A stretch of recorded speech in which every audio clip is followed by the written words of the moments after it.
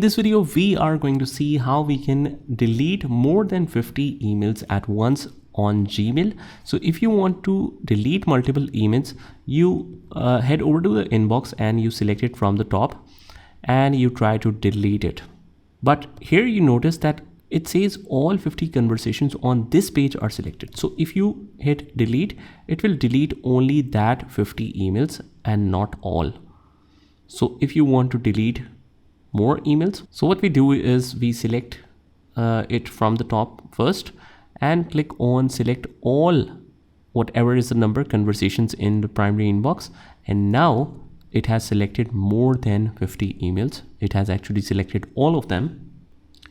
And after that, you go ahead and hit delete and it will delete all of the conversations on your inbox. So that's how you do it. I hope you found this video helpful, and if you did, hit the like button and subscribe to our channel, and I will see you in the next one.